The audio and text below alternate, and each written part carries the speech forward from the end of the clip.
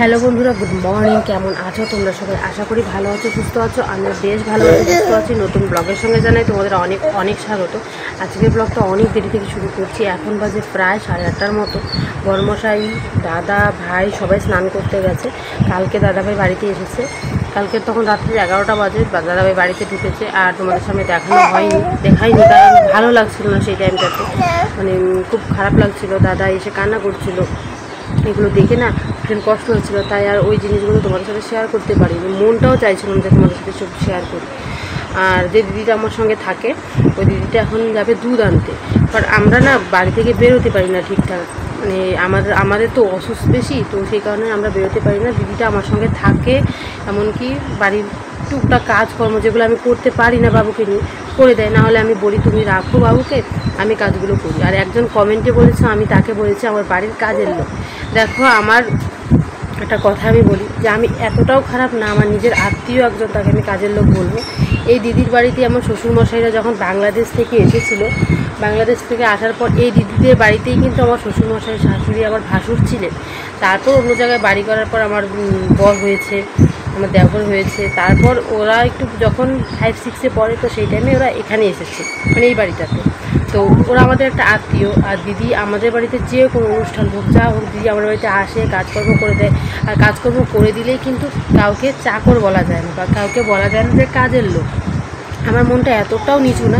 আমি তোমাদের ভালো করে দেখো, ভিডিওতে বলেছি পরবর্তীতে আমাদের একজন কাজের মহিলা রাখা হবে, যে মানে ধোয়া পাল্লা, হাঁড়ি কড়াই মাজা, ঘর পরিষ্কার করা, এর জন্য। কারণ আমি ছোটো বাচ্চা নিয়ে তো পারছি না, তো সেই কারণে রাখা হবে, এটা বলেছি। তোমরা যে এত ভুলভাবে কথাগুলো ধরে নিয়েছো, আমার সত্যি খুব খারাপ লাগলো। সকালবেলা উঠে যখন আমি কমেন্টটা দেখলাম, আমার খুব কষ্ট লাগলো যে আমি যাকে কথাটা বলিনি তাকে আজ এই কথাটা শুনতে হচ্ছে, তাও আমার ব্লগের মাধ্যমে। যদি তারা কোনোদিন আমার ব্লগ দেখে, তাহলে সত্যি তারা কিন্তু অনেক কষ্ট পাবে। আমি কোনোদিন আমি এই চোখে দিদিকে দেখি না, অনেকটা নিজের মানুষের মতো দেখি। আমার সাথে ঘুমায়, তোমরা বোঝো না, আমার সাথে ঘুমায়। দিদির কাপড় চোপড় মেলে দেই, কাপড় চোপড় নিয়ে আসি, কারণ আমারটাও মেলে দিতে হয়, তাই আমি দিদিরটাও ধুয়ে মেলে দিই। আবার বাইরে থাকলে নিয়ে আসি, দিদিও আমার কাজ করে, আমিও দিদির কাজ করি। কারণ একসাথে যখন আছি, দিদি জানে আমি বাচ্চাকে নিয়ে পারি না, আর বাচ্চা কারো কোলে যায় না, দিদির কোলেও যায় না ও, কারণ ও চেনে না ঠিকঠাক, তো সে থাকতে চায় না। দিদি রান্না করে, আমাদের এখানে যখন খায়, আমি রান্না করলে খাবে না, তো দিদি রান্না করে, আমরা দুজনে মিলে খাই। তারপর এক্সট্রা টুকটাক কাজ, দুজনে বলে মোবাইল দেখি, দুজনে বসে লুডো খেলি, এরকম করি। তো এখানে যে আমি কখন দিদিকে বললাম যে তুমি দিদি আমার বাড়ির কাজের লোক, সত্যি আমার খুব কষ্ট লেগেছে আজকে তোমাদের কথাটায়, যে কিছু কিছু মানুষ এতটাও নীচ আছে। আর সে এই জায়গার মানুষই, সে এখানকারই মানুষ। তো সে আমাকে কমেন্টে বলেছে তোমাদের শ্বশুরবাড়ি তো বাজারের পাশে নয়, অনেকটাই দূর। আমার মানে শ্বশুরবাড়ি থেকে বাজার যেতে প্রায় 5 থেকে 6 মিনিট টাইম লাগে, বেশিক্ষণও লাগে না। তো দেখো, আমি তো এখানে বেশি থাকি না, এই জায়গাটার নাম টাম এত কিছু আমি এত ভালো করে জানি না। আমি শুধু জানি বাজার থেকে একটু এগিয়ে এলেই, মানে বাজারটা পার হয়ে এলেই কিন্তু আমার শ্বশুরবাড়িটা পড়ে। তো আমি সেরকম মানে ঠিকানা এসব দিতে চাইও না, কারণ আমি চাই না এখানে সবাই আসো, এসে অনেক রকম কথা বলো। কারণ আমি তো দেখছি ব্লগের মধ্যে না অনেকেই অনেক খারাপ কথা বলছো, যেগুলো আমার সহ্য হচ্ছে না। আমি আমার শ্বশুরবাড়ি সম্পর্কে তোমাদের মুখ থেকে খারাপ কথা শুনবো, সেই জিনিসটা আমার একদমই সহ্য হচ্ছে না। নিজেও বলতে চাই না, তোমাদেরও আমি বলতে দেবো না।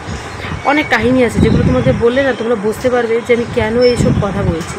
তোমরা হয়তো বুঝতে পারবে না, কারণ উপরে উপরে যেটা দেখছো না, সেটা নিয়েই তোমরা অনেক ভাবছো। আর হ্যাঁ, আমার শ্বশুরবাড়ি, আমার শ্বশুরমশাই মারা গেছেন, কী নিয়ম পালন করবো, কীভাবে চলবো, সেটা অবশ্যই আমার পার্সোনাল ব্যাপার। আমি তোমাদের সাথে শেয়ার করছি, সেটা তোমরা প্লিজ দেখলে দেখবে, না দেখলে প্লিজ দেখো না। মানে এভাবে কটু কথা বলো না। কিছু কিছু লোক আছে যেগুলো কটু কথা বলে, আর বেশিরভাগই আমাকে ভালো কমেন্ট করছে, সান্ত্বনা দিচ্ছে, তাদেরকে তো অসংখ্য অসংখ্য ধন্যবাদ। তাদেরকে ধন্যবাদ দেবো কি আমার ভাষা নেই, এমন এত আমার ভালো লাগছে যে এই সময়ে তারা আমার পাশে আসছে। আজ হচ্ছে মঙ্গলবার, আজ হচ্ছে বাবার চলে যাওয়া 6 দিন। দাদা এসেছে কালকে ছিল 5 দিন, দাদা কালকে এসেছে। আজকে থেকে আমাদের নিমন্ত্রণ শুরু হয়ে যাবে, কারণ সম্পূর্ণই আমার বর মশাই একা হাতে সামলাবেন, তো সেখানে নিমন্ত্রণগুলো আজকে থেকে শুরু হয়ে যাবে। আর এমনকি আমাদের যে ব্রাহ্মণ আছে, সে ব্রাহ্মণকে নিয়ে নিমন্ত্রণ করতে যেতে হবে, কারণ ব্রাহ্মণ আমাদের নিজের লোক। ব্রাহ্মণ হচ্ছে আমার বাবার ভাগ্নে, তো নিজের লোক তো তাকে নিয়ে নিমন্ত্রণটা করতে যাবো, কারণ সব আত্মীয় স্বজনদের বাড়িতে বড়মশাই চেনে না, বলছে যে আমি চিনি না, একবার গেছি তো ভুলে গেছি। তো সেই কারণে দাদাকে নিয়ে যাবে, মানে ব্রাহ্মণ মশাইকে নিয়ে যাবে। ব্রাহ্মণ হচ্ছে আমাদের নিজের লোক। আবার বলছি, আমি তাকেও কিন্তু খারাপ কথা বলি না, তোমরা অনেক কথার মধ্যে না অনেক পেঁয়াজ গোছ ধরে নাও, তাই সেই জিনিসটা আমার ভীষণ খারাপ লাগে। আজ সকালবেলায় কটুকু কথা বলতে তোমাদের সামনে বাধ্য হলাম। প্লিজ এমন করে কাউকে বলো না যাতে সে ছোট হয়ে যায়। আর তোমরা যে কথাটা বলেছো যে নাম ধরে যে শিউলি পাগলি এটা, উনি পাগলি নয়, উনি ভালো একজন মহিলা। ওনার কথা সত্যি অনেক অনেক যুক্তি আছে।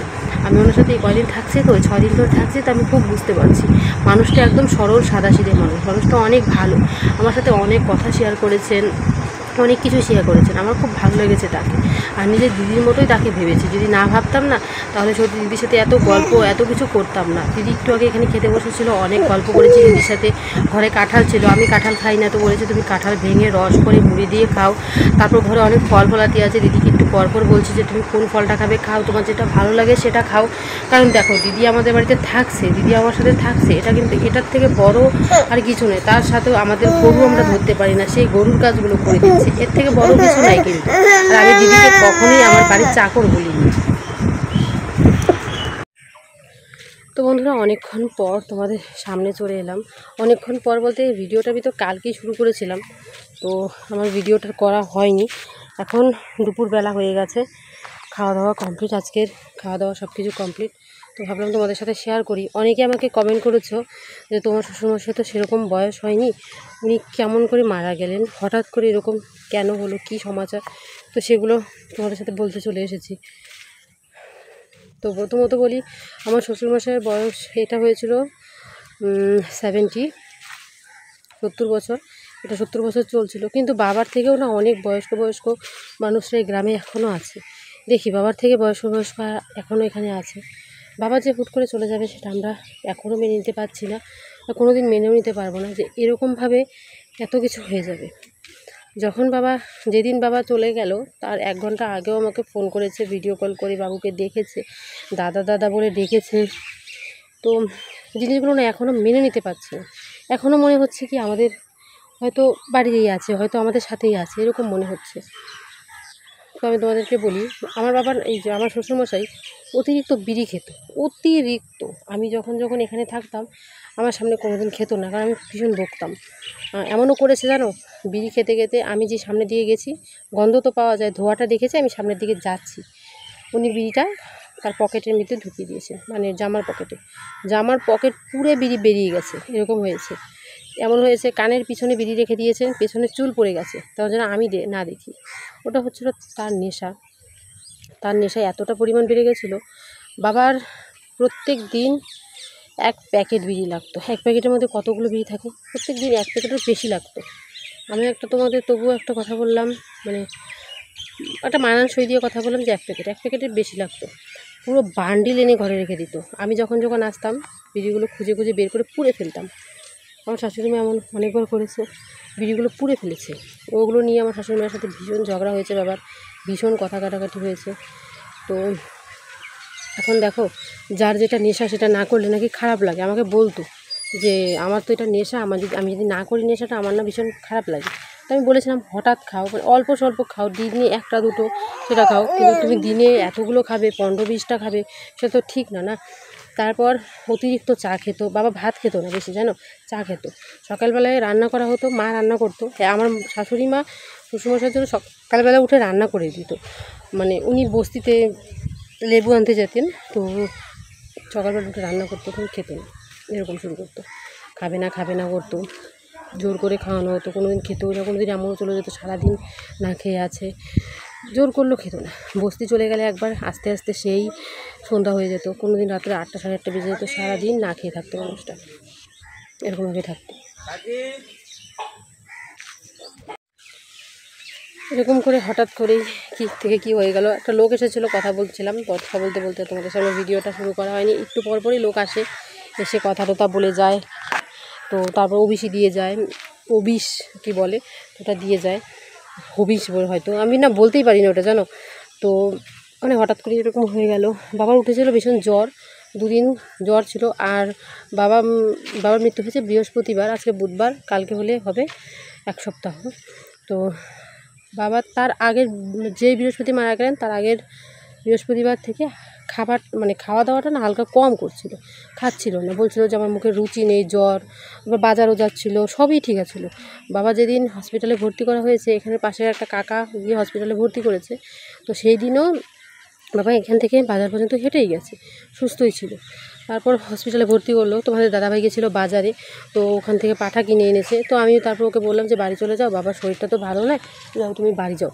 তো ও কিন্তু ওখান থেকে বাড়ি হসপিটালে থাকলো, বাড়ি আর এলো না, হসপিটালেই থাকলো বাবাকে নিয়ে। আর যেদিন বাবা এরকম হয়, বাবা যেদিন আমাদের ছেড়ে চলে যায়, সেদিন ফোন করলাম, আমি অনেকবার ফোন করেছি। আমি ডক্টরের কাছে গেছিলাম, আমার সেদিন গ্যাসের একটু চাপ দিয়েছিল, প্রচুর পেট ব্যথা করছিলো, ডক্টরের কাছে গেছি ওষুধ আনতে। তো আমি ডক্টরের এখান থেকে বসে ফোন করেছি যে বাবা তোমার শরীরটা কেমন আছে। তো বলছে যে মা আমার শরীরটা আগের থেকে একটু ভালো আছে, আর জ্বরটা নেই, কাশিটাও নেই, কমে গেছে, আমি ছুটি নিয়ে নেব। আর আমি বললাম কী খেয়েছো? আমার না কিছু খেতে ইচ্ছে করে না, বমি পায়। আমি বললাম যে কিছু খাও, কিছু না খেলে তো তোমার ভালো লাগবে না, শরীর তো সুস্থ হবে না, কিছু খেয়ে নাও। তো বললো যে হ্যাঁ। তারপর হসপিটাল থেকে নাকি স্লাইস বনরুটি, ডিম, কলা এসব দিয়েছিলো, তো ওগুলো খেয়েছি। তারপর তোমাদের দাদাভাইকে বললাম যে কিছু একটা বাবাকে এনে খাওয়াও। তো ওটা ডাব এনে খাইয়েছে, তারপর আমের রস মাজা ওসব এনে খেয়েছে। খাওয়ার পর বলছে যে আমাকে না একটু নিয়ে বাথরুম চলতো, তোমাদের দাদাভাইকে বলছে আমাকে নিয়ে একটু বাথরুম চলতো। তো বাথরুমে নিয়ে গেছে, ধরেই নিয়ে গেছে। আর একটু না বাবা জিদি হয়ে গেছিলো, কয়েকদিন থেকে যেটা বলছিল সেটাই করবে। তো ও বলছিল যে প্যান্টটা খুলে গামছা পরে বাথরুমে যাও, বলছে না আমি প্যান্ট পরেই যাবো। একটু জিদ করছিল। তো ও ভেবেছে যে অসুখ হয়েছে, তো এরকম করছে, একটু বাচ্চা হয়ে গেছিলো, তো ওইটাই ভেবেছে। তারপর আমি ফোন করলাম, তো কী করছো? শুয়েছি। ও শুলো, করে এসে বাথরুম করে এসে শোয়ার পর তোমার দাদাভাইকে বলছে আমি ফোনেই আছি। তো তোমার দাদাভাইকে বলছে আমাকে একটু তো তুললো, তোমাদের দাদাভাই তুলে দিল। তো বললো কি আমার না ভেতরটা কেমন করছে। তখন ও আমাকে বললো যে তুমি ফোনটা রাখো, বাবার না একটু খারাপ লাগছে, তো আমি ডক্টরকে ডেকে আনি। বললাম ঠিক আছে, আমি ফোনটা রাখি। তো আমি ফোনটা রেখে দিলাম। তারপর ও কী করলো, ডক্টরকে ডেকে আনলো। ডক্টরকে ডেকে আনতে ডক্টর তো আসতে একটু দেরি হয়, বাবার না উপর টান উঠে গেল। উঠেই 2 মিনিটের মধ্যে অক্সিজেনটা লাগানোর টাইম দেয়নি, মুখের সামনে অক্সিজেনটা এসে মাত্র ধরলো, বাবা নেই, চলে গেছে আমাদেরকে ছেড়ে। এতটা খারাপ লাগে না এই কথাগুলো যখনই বলি না, এতটা খারাপ লাগে, বুকের ভিতরটা ফেটে যায়। আর আমি সচরাচর কাঁদতে পারি না, খুব খারাপ লাগছে সত্যি। আজকেও ভীষণ খারাপ লাগছে। কালকে হলে বাবার মৃত্যুর 1 সপ্তাহ হবে। সহ্য হচ্ছে না, আর ভালো লাগছে না সত্যি। মনে হচ্ছে যে মানুষটা আমাদের পাশেই আছে, আমাদের কাছাকাছি কোথায় হয়তো আছে।